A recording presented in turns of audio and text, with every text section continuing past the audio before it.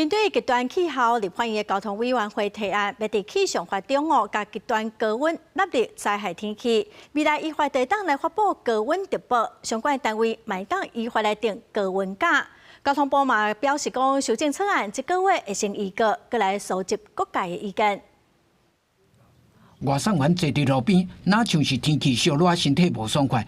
加载随后警察发现，该倒叫车送医。这几年高温的天气愈来愈多，去年7月，嘉义某一个少年的做事人，哪像吊沙倒伫田岸边。民意代表提案要修正气象法，要甲高温纳入灾害天气，和高温较有法源的依据。2021到2024啊，热伤害的人数啊，也增加了快1倍。那7月份的对比啊，是增加了快3倍。对高温假来讲，政府是有保留的态度吗？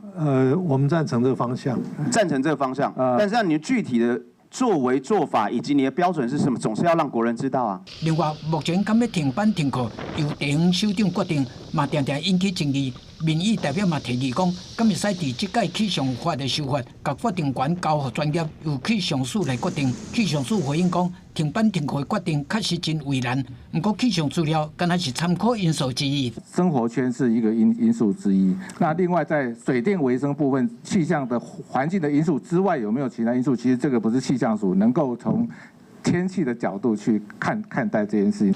因应极端气候的趋势，除了强化高温事件的事前应用，和高温较有法源，交通部讲参考这几年热带性低气压，嘛有可能造成重大的灾害，嘛建议纳入灾害天气的定义。若对着气象法修法的进度，交通部讲修法的草案预定这个月就会提出来，公告了会持续收集各界的意见。